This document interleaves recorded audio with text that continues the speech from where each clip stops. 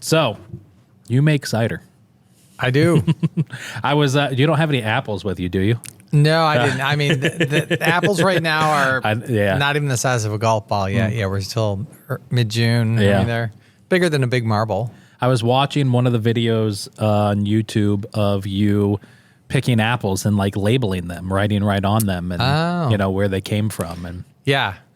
There's a lot of wild apples around us, and so that's something I've done for years now. In fact, I have some trees that are 12, 14 feet tall that we grafted from wild apples, and now they're going to start to produce apples this year. We've got a couple off them in the past, but so yeah, and that's how I keep track of what they are. You just write down with a marker what it is, put it in your bag, and then you can sort it out when you get home. Yeah, write it down on a piece of paper. Yeah, yeah. Apple hunter. It's actually a term that I used to put on my business cards. I haven't made business cards in a while, but I'd probably still put that on there. That's pretty interesting. Yeah. All right. So, how did you get into the world of cider? Yeah, so cider, it's kind of been a long process. I always like to start it with the fact that when I was a kid, like, you know, little kid, 4, 5, 6, 7, 8, my dad used to go to a place called the Cider Cellar. But I never thought about what that meant really until I was already making cider commercially. And I was like, oh, yeah. And it was in Western New York outside of Buffalo. There was a abandoned cheese cave that a farm had. Because in the 1800s, you had to make cheese in a cave, even around here. But now there's refrigeration. They moved it into cities.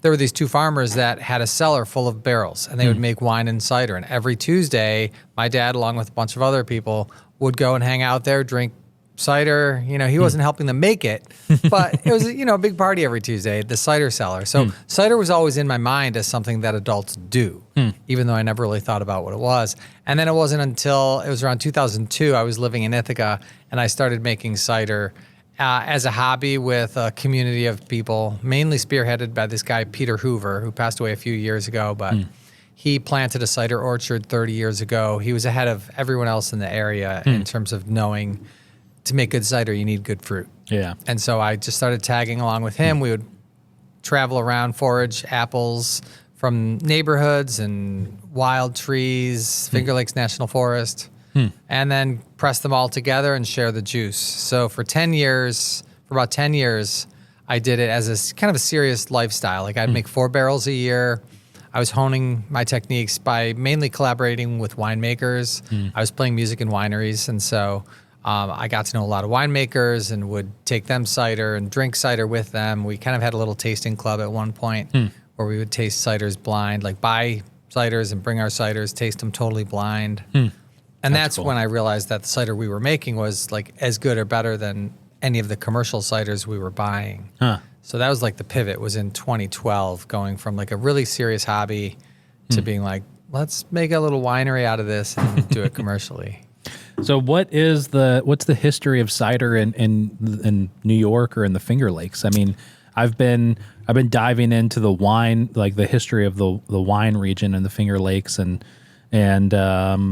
you know, the OGs when they came and then like kind of the newer ones that are popping up. So, but what is that when it comes to cider? Yeah, well, I'm technically no historian. Okay. And I haven't even seen like an exhaustive history of cider in the Finger Lakes or even in New York State. Yeah. But you know, like the anecdotes that I can give will shed light on it for sure. Like my dad's experience right there. Right. You know, these two old farmers, they had made, you know, they had a serious cider cellar, barrels full of cider. They made cider.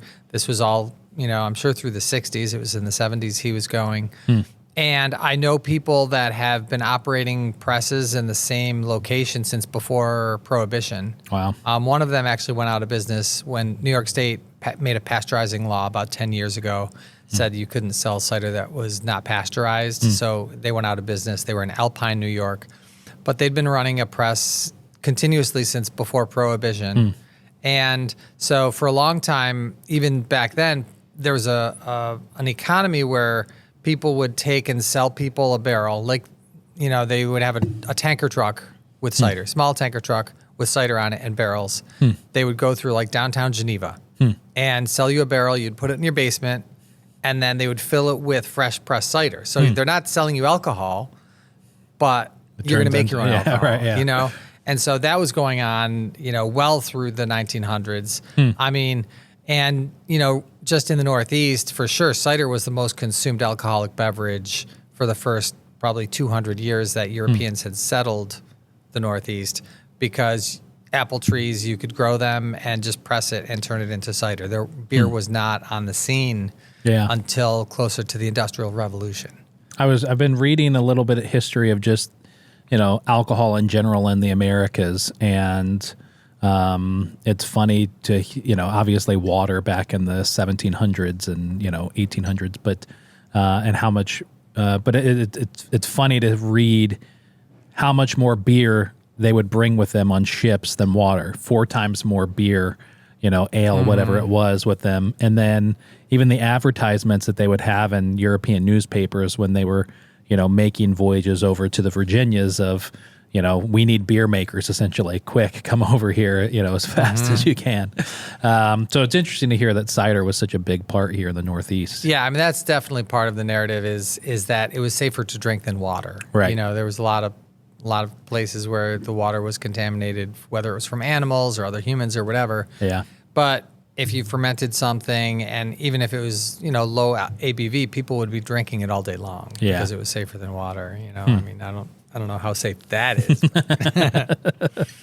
I don't know. We can ask Tim. So you started back in 2012, correct? Commercially is when I made that pivot. So I started making cider in 2002. Okay. And then decided to do it commercially in 2012. And then it takes years because the ciders we make use very specific apple varieties. So there's no commodity apples you can go and buy and make really high quality cider. And so I knew that mainly from my experience around the wineries. And so in 2012, that's when I decided, okay, if we're going to do this commercially, we need a supply of really great apples. Yeah. And that's when we ordered trees to plant on our own property. We collaborated with our neighbor to get his property, which was a hayfield, and we put a conservation easement on it with him so it can never be subdivided. And now we have this beautiful 30-acre property right at the edge of the town of Ithaca, beautiful view across the valley, and it's an ideal place for a tasting room. Yeah. And an orchard, because it's right at the crest of the hill, where that's an ideal spot for an orchard because the cold air drains downhill in the spring. And so 2012, we ordered trees, basically. We had a bunch of trees grafted for us. We grafted a couple hundred of our own from interesting varieties that we found locally. And that was the foundation for our cider. And then our first vintage commercially was in 2014 and 15, were the first commercial vintages. I just drove through Ithaca. I was just down in Corning last week, and for the day to go check out their food scene. And so I drove down through Ithaca, and then I drove back up past all the wineries along the lake and through Watkins Glen. And it's interesting to hear you talk about the vintage. So is cider, if cider had an immediate, if there's 3 siblings in the family, wine, beer, and cider, which one is cider closest to? No doubt it's wine. I mean, they're, practically, they're non-identical twins. Okay. I mean, what we're doing with apples is exactly what you do with grapes to make wine. We use the same equipment, the same barrels, same techniques. Like all of our South Hill cider bottles, if they have bubbles in them, are naturally sparkling. Wow. Which means they come from natural fermentation. They're not carbonated. I mean, even some wine is carbonated, but so that's just an example of, we make our ciders exactly like fine wine. So most of our sparkling ciders are champagne method, so very labor intensive, a lot of attention, very small scale. A lot of the ciders we make are 2 barrels, and we have a club, and so at least half of those go directly to the club. And they don't even hit the shelves anywhere. There might be one, there's a couple wine shops that are really into what we do. We'll throw them a case here and there of those really tiny ones, but for the most part, you can only get those in the club or in the tasting room. And a lot of those, they're single varieties. They're long-term barrel aged. We have some ciders that, peak after more like 10 years. And so that's more, of a winemaking mentality, is how can we make this so that it actually develops flavor as it ages and becomes a more complex product over time. And that time is an ingredient that we're using to develop some of our and so that's just more of an example why it's like wine. Not just that we're only pressing fruit into juice and fermenting it, right? But the attention that goes into developing the flavors and everything it's the same exact process and frame of mind as making fine wine. That's very interesting. So you mentioned like, some small barrels are coming from like a single source, from a single fruits or single type of apple. Is there a lot of blending or, mixing, two different types of apple together for some of the different ciders that you're making? Mm-hmm. Yeah, absolutely. So I'm sorry. I'm incredibly, no, that's great. Like I said, my knowledge is this brand is too sweet that I see everywhere and I can't drink it. And Tim telling me over the years, you need to be paying attention to cider. Yeah. Thanks, Tim.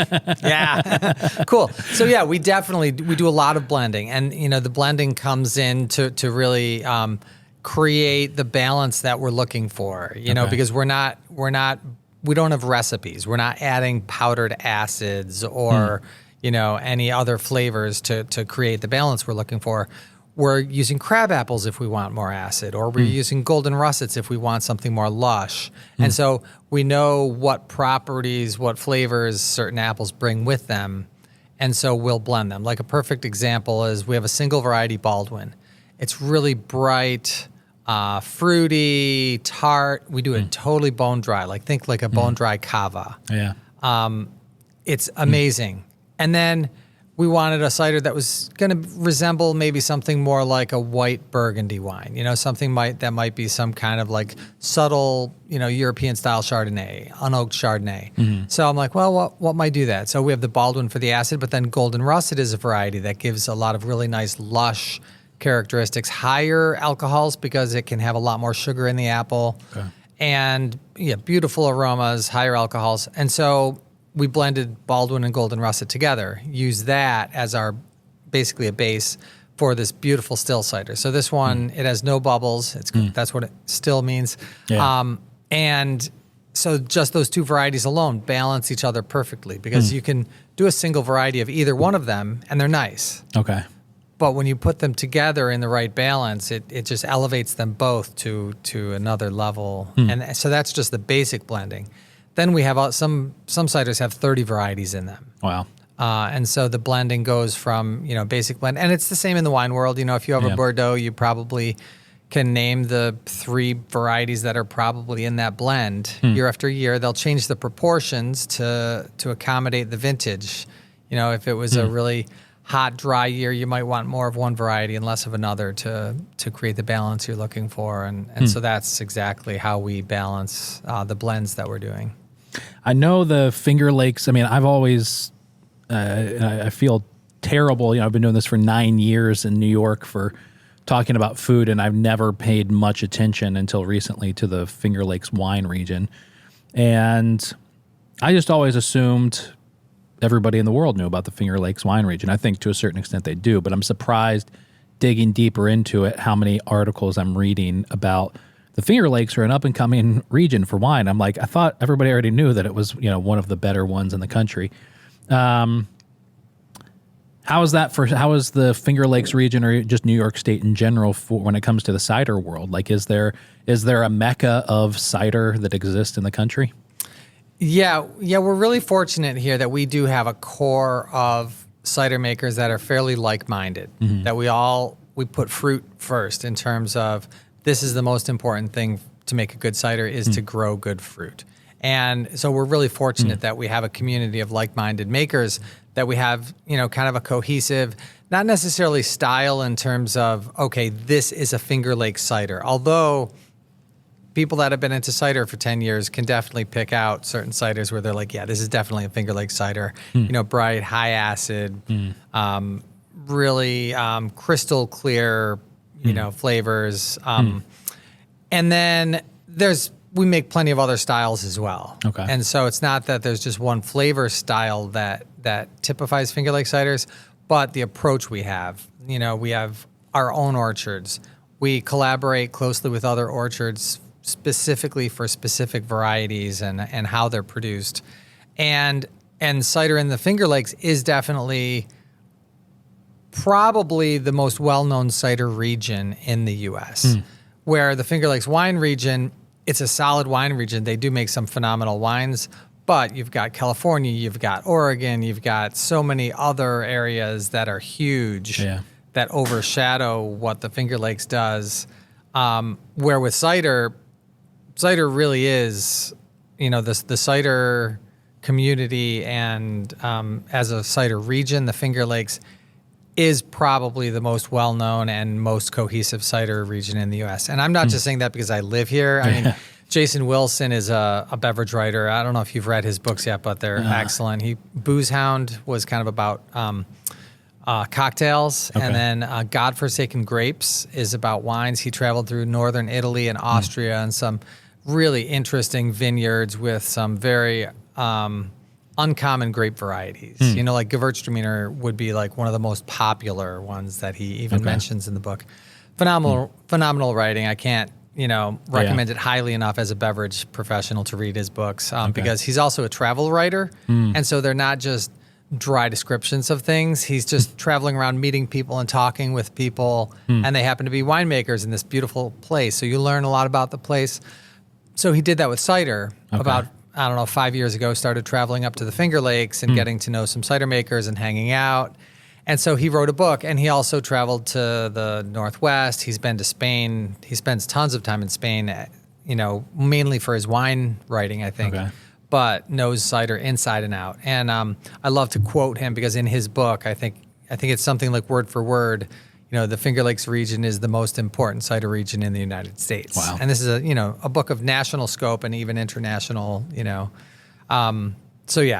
Finger Lakes is well known as a cider region. If you're a cider nerd, there's no way you wouldn't know about the Finger Lakes. So did you spend time in the wine industry prior to getting into cider? I mean, I know kind of living in the area and playing music, some of these wineries, but what was your level of interest or experience in wine before getting into cider? Yeah, it was in tasting rooms and it was as a musician, but it was like literally one day a week for at least 10 years we were there. And so got to know the winemakers, got to know, the vineyard managers. We were drinking wine. So drinking wines from all of these wineries one day a week for 10 years was sort of my informal introduction to wine. But it really, got to develop a palate from the very beginning of being like, oh, I only like dry wines, to being like, oh, actually, I only like balanced wines. Like these wines are good. And so it was through then, and then because even though like the winemaker, he'd be hanging out with us having dinner, and so just picking that stuff up, and then. I think it was either my first or second vintage of commercial cider making. I ran out of space. And so he was right there to be like, okay, I have some space. So I bought a tank. I took it over there. Wow. And then so I started making cider with him. He was so, collaborating directly in that way is sort of my introduction to commercial cider making was having a tank in a winery and having this expert winemaker, walking me through the whole thing. And so, just built up from there. That's amazing. Yeah. Well, so talk to me about what's the current state of cider in New York State? I mean, I know, so Tim and I don't know if if you've ever met or heard of Keith Redhead from Woodland Farm Brewery out in Marcy, and then he has got a tap room up in Boonville. So the three of us are very, very good friends, and we started out. Well, Tim's been and Keith separately have been part of Eat Local New York, but during the pandemic, Tim and Keith wanted to film a show called Will It Ferment, and so they had That's me. Hilarious. They had That's me awesome. come and help them, and I filmed it and edited and everything, and we released the episodes on Eat Local. Tim taught me that you can make alcoholic cider by taking a gallon of regular apple cider and just unscrewing the cap and leaving it on your counter for a week or two. But then they also tried to ferment cheesy rice from the dollar store and leftover Christmas trees and all sorts of disgusting things that they Old habits die hard, don't they? And so that was my main source of understanding of fermentation and whatnot. But talking with Tim and Keith multiple times a day and other breweries, craft beer right now is in dire straits, right? So And I don't know if that's every part of the country in New York State or if it's just here in Syracuse. So what's the current state of cider in the Finger Lake region? I guess I'll back up a little bit because, you talked about like cider in New York State. Yeah. So I'd love to touch on that a tiny bit.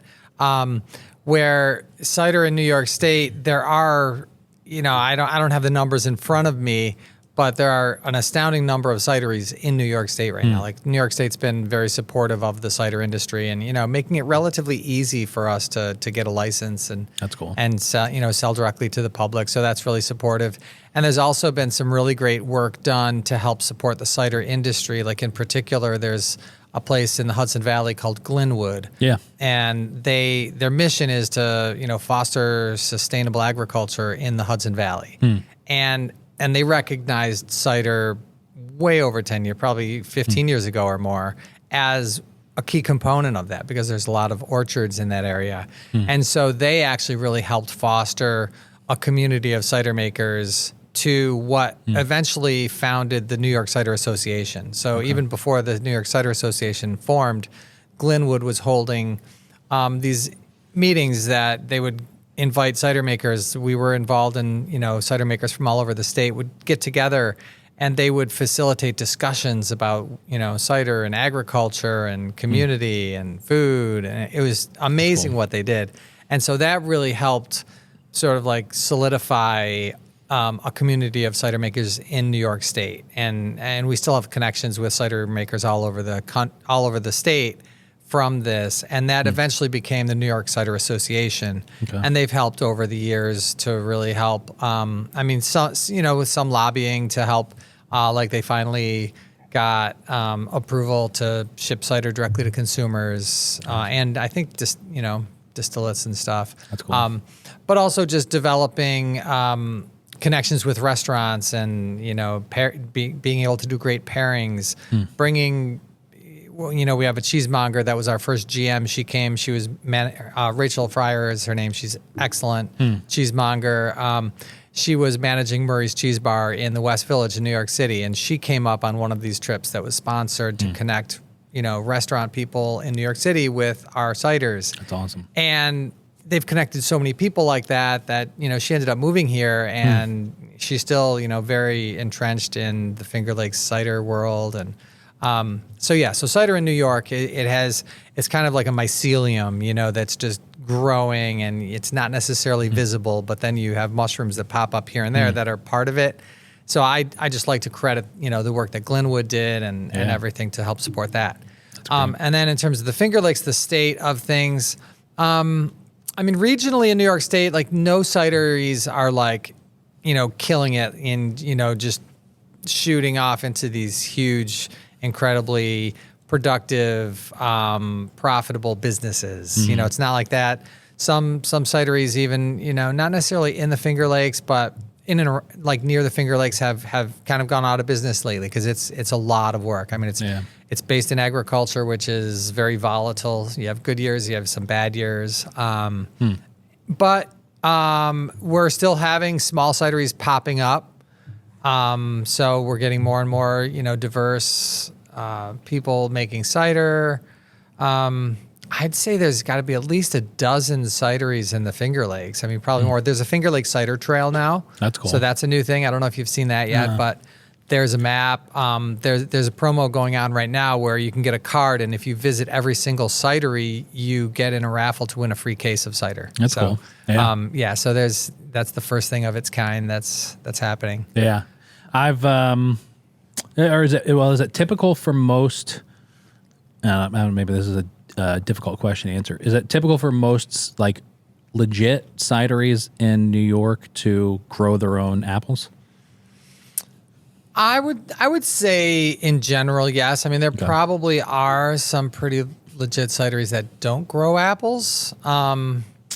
I'm not thinking of them right now. Yeah. I think because I'm mainly focused in the community of orchardists. Right. But really, I would say that absolutely most of them do grow apples. That's not to say they're growing all of their own apples. Like we planted our trees 10 years ago. We made our first commercial estate vintage in 2017. So we've been doing it a little while, but still, in a good year, we're only growing about half of our own apples. Okay. But the rest of our apples are coming from places we've also been working with for 10 years, Gotcha. and so there are specific varieties. Some of them I even took cuttings from trees myself from some of my favorite orchards, including Cornell's Research Orchard.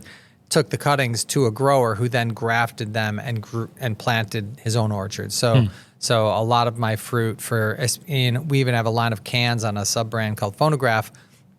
The fruit in that is coming from that orchards, Wow. so even though that's in a can, I was instrumental in creating those trees. And, even though I'm not the one out there maintaining them, I got them in the ground and we have a close relationship. He grows them, I buy them, and they're super high quality cider apples. That's really cool. So, yeah. And that's, similar with contracting hops Right. in the beer world. It's Yeah. like you really need to know what you're going to be working with if you're going to be able to make a high quality product year after year.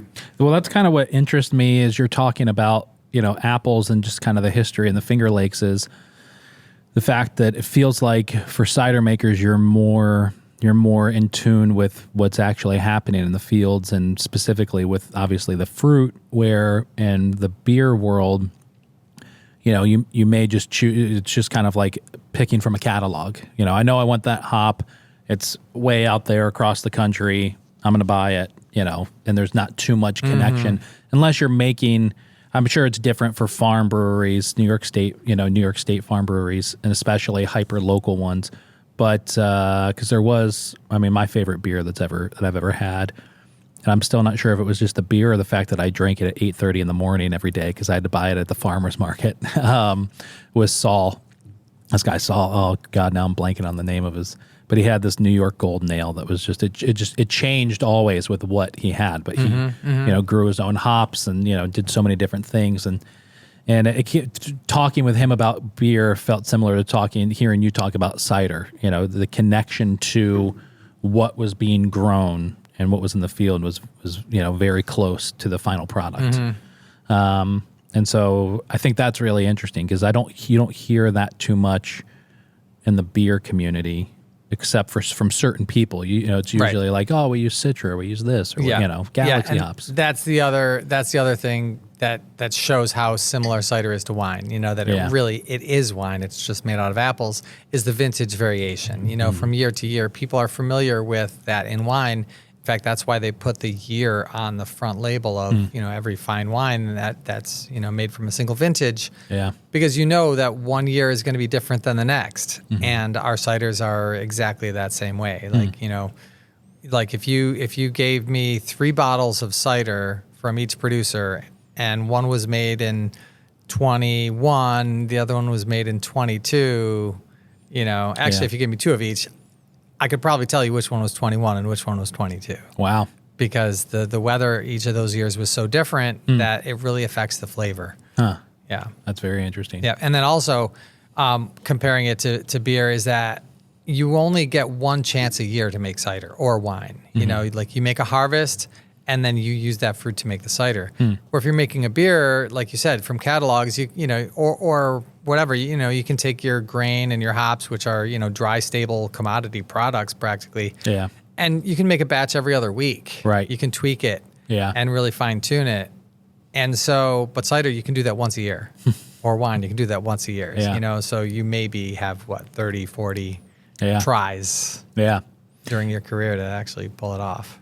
Is there a specific type, and forgive the lack of understanding of the terminology, but is there a specific type of apple or species of apple that is kind of like an OG to the Finger Lakes region in New York?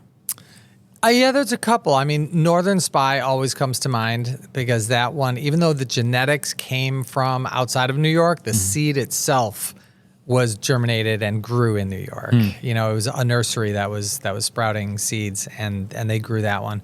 The Golden Russet is also endemic to the Finger Lakes. Okay. So those 2 apples alone are, definitely, those are Finger Lakes apples through and through. And then there's plenty that are in New York itself, like Newtown Pippin is the classic one. Queens, New York, part of that was called Newtown, and that's where the name from Newtown Pippin came from. Gotcha. Because it's from down there. And so those are probably like the 3 New York cider apples of like the OG, you know, we're talking like 1800s. Wow. Yeah. Yeah. Yeah.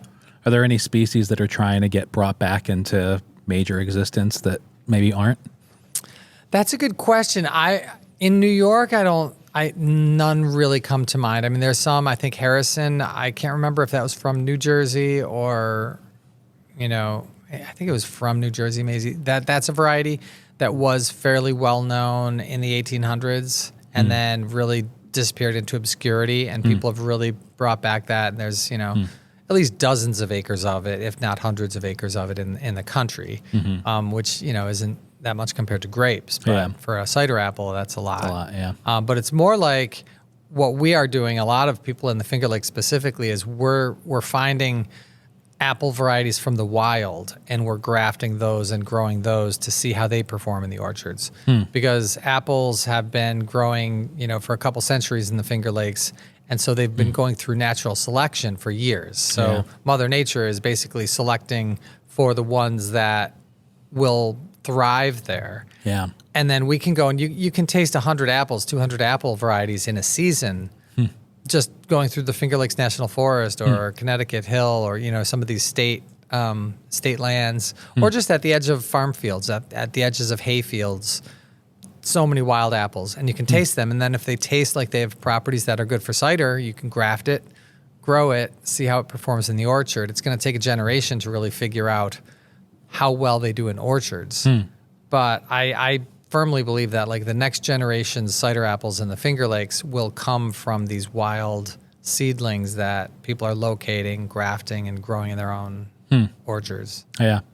So, you know, who are the people in cider in New York that are maybe, let's keep it New York, that are doing interesting things that you kind of like notice or, you know, look up to? Or That's a good question. I mean, I hesitate to even say any because I don't want to leave any out. You know what I mean? There's just quite a number. I mean, an easy thing to say would be look at the Finger Lake Cider Trail map. You know, I mean, you know, I can throw out a couple names, but I apologize ahead of time for anybody that I left out, because there, you know, there's a dozen at least, you know, really quality cider makers around. People that come to mind, I mean, Eve's Cidery is always at the top. They were, you know, one of the OG that a lot of us other cideries, you know, when I was making cider alongside them non-commercially, and when I, you know, was studying ciders, theirs were some of the only ones we could buy commercially in the store, you know, so those were some of the brown bag ciders we would, you know, compare them to. Redbird Cider is in the Finger Lakes also, super high quality, great grower, making good stuff. Also, I mean, there's just so many. Black Duck is super interesting. Different style entirely from a lot of the other Finger Lake ciders, but quality stuff. Black Diamond Farm is, you know, he was Ian of Black Diamond was a pomologist at Cornell. Okay. And so he was instrumental in getting some of the cider apples into their research orchard. Those were the apples that really were pivotal in making me think about commercial cider production, you know, because I was just foraging apples for 10 years, just picking wild apples and abandoned apple trees, focusing on what tasted good. I knew what a good apple was, and so I would only pick really good apples, but it's not like I had an orchard full of them. And so from year to year, we would make more or less cider depending on the apples we could find and forage. Okay. But then once I was introduced to the research orchard at Cornell that had these cider varieties that were developed in England and France over centuries, and it really 2012 was the year, because that was the year we had a frost that wiped out like 90% of the apples in the Finger Lakes. And so I needed something to fill my 4 barrels with. You know, I wasn't not going to make cider that year. And so that's when someone gave me a heads up. They're like, oh, you know, there's these cider apples at Cornell you should check out. And so I did. And I also bought some juice from a family connection that has a farm stand. And they had some Ida Red, Golden Delicious, you know, some apples that the old timers like to make hard cider out of. And so that was the year I purchased apples for the first time. And I purchased some from there, and I purchased some from Cornell. And the cider that I made from those Cornell cider apples just blew my mind because it had flavors I'd never tasted before in my ciders. It had this complexity that was really awesome. And Ian, I think, was the one that was instrumental in getting those apples planted at Cornell and probably planted them himself. So yeah, I always like to credit him because he was very influential in the whole Finger Lake cider industry by bringing those apples to Cornell. Right, that's right in Ithaca. Yeah, that's very interesting. What's the current state of the cider community, the world of cider makers in New York? Comparing it to like the beer industry. So like, I'm sure, you're like beer can sort of suck right now, to be in craft beer. And I think, plenty of people could debate for hours as to why that fact is. My personal opinion is it's oversaturation of craft breweries in the country and in New York. And the fact that not just that so many exist, but that so many exist that we're trying to get their beer on every shelf that they possibly could. So, if the average restaurant has a catalog of 60 different beers at their disposal at any time, it doesn't really make many of them unique. Where, and I was thinking about this a lot as I was driving down and back from Corning and just trying to dig into the world of wineries and the Finger Lakes. And like, I don't know how many wineries there are in the Finger Lakes, but I can't imagine that I can go find every single one of their bottles on the shelf at Pascal's Liquors here in Syracuse, right? There's probably a good amount of them that I have to go to the winery to get that wine. And they're doing great things, right? So if I had to guess as to why craft beer sucks right now, it's that. It's like so many and available anywhere and everywhere. So what's the what are the challenges with cider in terms of kind of growth, whether it be business, popularity, anything like that? I'd say the challenge with cider right now is the same that it's always been. And that's at least always. And I mean, in the last 15 years, and that is that the cider that we make is made like wine, and it is wine, but made out of apples. Yeah.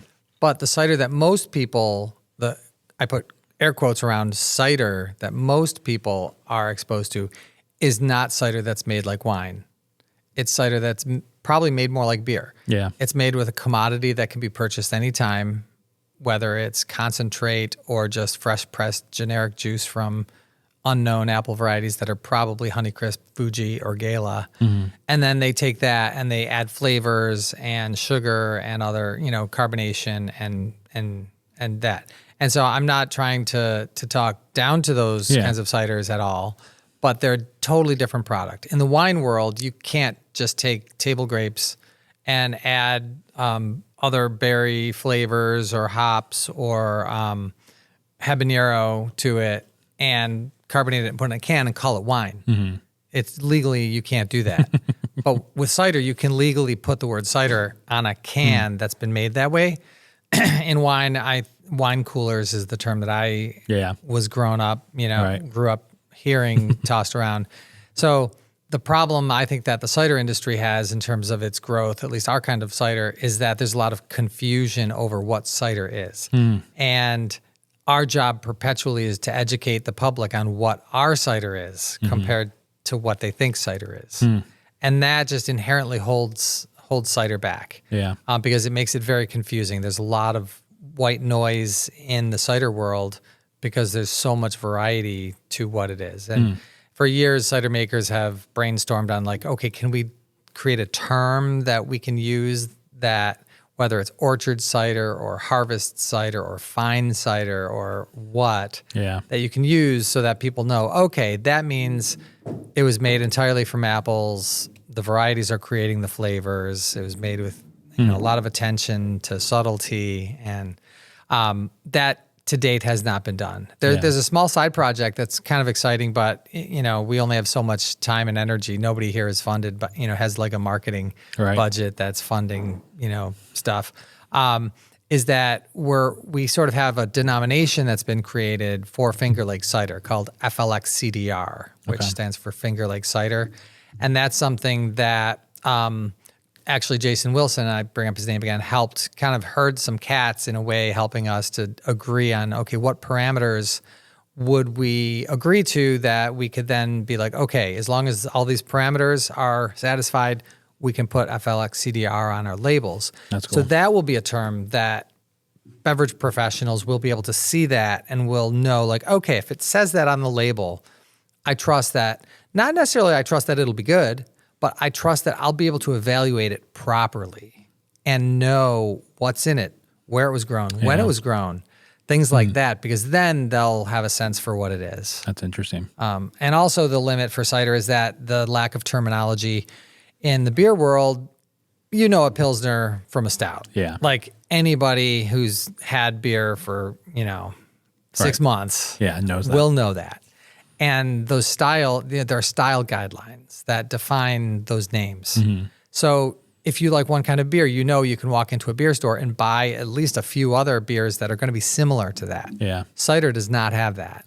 Wine even has that to a certain extent, because if you know you like Merlot, you can go and buy a Merlot from 6 other wineries. Right. If you know you like a Bordeaux, or, it doesn't even have to be named by the variety itself. If you know you like a Bordeaux, or you like a Burgundy, you can go and find other ones that are going to be similar to that. Yeah. Cider does not have any recognized guidelines that are easily recognized on the label. Like the American Cider Association does have some guidelines, but those are more used in like competitions. You can enter the modern cider competition or whatever, traditional. Yeah. But people aren't really using those on labels as styles like beer has, Pilsner and Stout. And so that's one of the things that holds cider back commercially, I think, is that if you go and you have a cider that you really loved, how are you going to find ciders similar to that? Right. You can't just walk in a random wine shop. And then the other thing that holds it back, which I don't know what came first, the chicken or the egg, is that most even, wine shops, which is who usually has these higher quality ciders, and food co-ops. I mean, food co-ops are great around here. They have a lot of small scale producers in there. Is that they don't necessarily have a super wide selection of ciders to choose from, and therefore, is it they don't have a huge selection because they don't sell many, or do they not sell many because they don't have a bigger selection? I don't know. Yeah. Yeah, I'm thinking of the Save New York wine movement, and the possible. I think it's been on the table for a few years now, and I don't think it's supposed to be approved this year. But I think next year is the first year that they're really concerned about it. But the approval for selling wine and spirits in grocery, and I mentioned like Pascal's Liquors. Nick Pascal, who's one of the owners of it, or owns one of the locations, has been on the podcast a lot to talk specifically with me about bourbons and spirits. But I had him on to talk about the Save New York wine movement because liquor store owners are terrified that that would get approved, and that then they would go out, because I think it's Colorado that approved that 2 years ago, and most of the liquor stores were reporting like 35% decline in sales after the first year of that going through. Ouch. So, yeah, but the Save New York wine movement is very different. But then I think of like the New York State Brewers Association and things like that. Are there, besides those things you've mentioned, there's probably aren't large ones in the world of cider, are there? No, I mean, there are some associations, there's the New York Cider Association, the American Cider Association, that definitely are doing really great work in education. I mean, specifically now, there is a great training program. So just like in wine, you have, a sommelier, there is a Pomelier training program that has been developed, and that the American Cider Association is helping to, foster the development of that. It's finally moved to Europe, and so there are instructors in Europe. Excellent. I mean, Gabe Cook is, sort of the first to carry the torch over there. And so that just the education alone is huge. Yeah. And so, I would say that that's probably the biggest movement to help not just save, but promote and help cider spread in a really authentic way is to get more professionals educated on what cider is. Yeah, that's interesting. So you have a fermentation festival? Yeah, that's happening this Sunday. Okay, this Sunday. All right, cool. Tell me a little bit about that. Yeah, so it was something that came about really inspired by the Brooklyn Cider House. They do that in the Hudson Valley. Okay. And so, I would have to credit them. I did not look at the same date. I think this is the same date theirs is happening, but it's a very regional event. It's not like we're drawing from each other's crowd. Yeah. It's instead of just having cider represented, it's anything fermented that we could really think of that's produced regionally. And so cool. we have wineries, we have breweries. There are some pickles. Let's see, what else? Bread. Wide Awake Bakery is a phenomenal bakery based out of the Ithaca area. They have a storefront in Ithaca finally. They make phenomenal fermented stuff. I know I'm forgetting stuff. Coffee is fermented. Yeah. And so, it's fermented closer to its source, but then, Gimme Coffee works very closely with the growers and the people that are fermenting that, and then they bring it home, roast it. They make super high quality coffees. Yeah. Chocolate, there's Ithaca chocolate. Okay. They also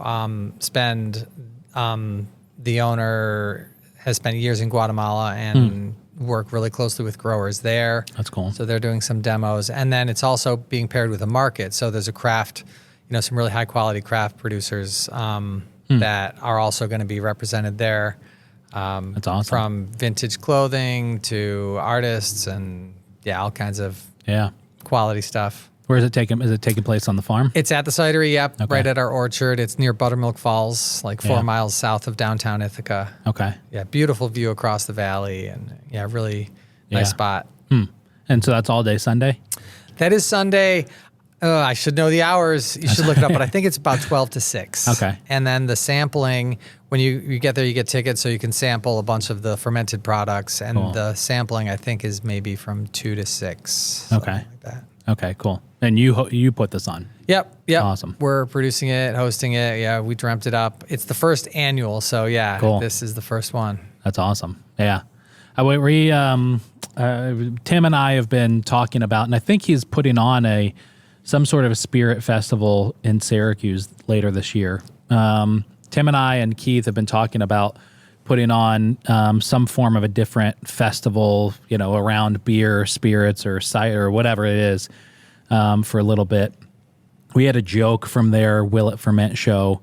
We were going to call it the Kick Flip Sour Festival, and it was going to be on April 31st or April 30th, whatever it was, and a date that doesn't exist. And their fan club was called the Whiffers. For the Will It Fermenters. And so we've toyed with the idea of just putting that festival on just as sort of a joke, but then having like serious products and, producers. 30th. Yeah. That's awesome. That's a great idea. So I don't know if we were going to do that. Tim and I think flatbreads are a joke. Like I thoroughly hate flatbreads. Just make a pizza. And, but that's Tim's expertise is flatbreads. And so we were going to do a flatbread festival, possibly. So, but I'm always curious of like just the logistics of festival putting those things on, because those things, that's an incredible labor of love to put together a festival, especially something as big as what that sounds we've like. participated in a bunch, but and we have hosted the Finger Lakes. We do a cider festival every fall. Oh, cool. So we've done that for 3 years, and so we have a little bit of experience doing that. Yeah. It's not our first rodeo throwing a little festival, but and it's pretty small. I mean, we won't have. We'll have like a few hundred people max. It's not like thousands of people or anything. So it's a nice, small, little intimate festival. Yeah, it's pretty cool though.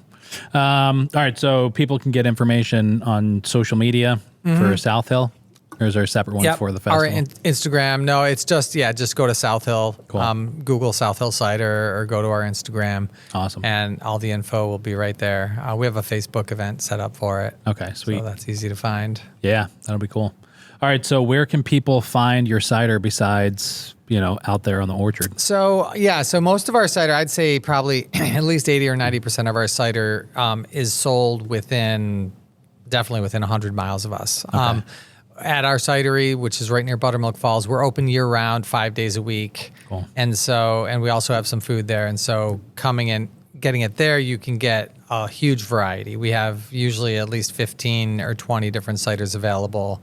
Okay. At least 10, I'd say, by the glass. We do tastings. We have really nice guided tastings. Okay. So if you're looking for a really nice experience, like you have someone visiting or you want to go out with a friend or family and just have like a really nice experience, like nice pace, chill, and have some really nice drink and really nice food, we do guided tastings, which I always like to promote because it's an elevated experience. It's not just standing at a bar getting little ounces thrown at you. It's a really nice pace, and it's educational, but also just really enjoyable.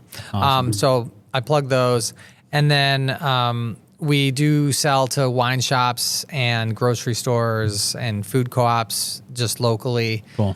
We just got picked up by Wegmans, which is huge. They've been selling our cider for the past few months, and it's been really great working with them. They're, Awesome. They've got a few of ours. The food co-ops are always great. Syracuse Food Co-op usually has it. In fact, I'm headed there right when we get off the podcast. The Green Star Co-ops in Ithaca have a huge selection. Yeah. Cellar Door was the first wine shop in Ithaca that picked us up when we were our first vintage. I was amazed. As soon as I went, they're like, "Yeah, we need this. We want this." And that's cool. He's the one that hooked me up with my distributor in the city, which I'm grateful for because they do good work there. Yeah. I always love to plug them. So wine shops, grocery stores, food co-ops, the small local grocery stores, like P&C and Sure Save. Those places are great. Awesome. They'll take a lot of local stuff. That's cool. Yeah. Awesome. Well, hey, listen, thank you. One other thing is online. So you can definitely order our cider online. Oh, okay. That's a really great, direct source because you can get so many different varieties that you can't find anywhere else. Oh, nice. So, you can just Google South Hill Cider, and we have a buy cider page. We ship to 40 states. Oh, wow. And we have a club that's kind of a subscription, and you get ciders that we make specifically for the club. So you'll get ciders that aren't even available in any stores. That's cool. That's awesome. Mm-hmm. I'll talk to you off the podcast about coming out for a video for Thirsty Neighbor. So Sounds great. Awesome.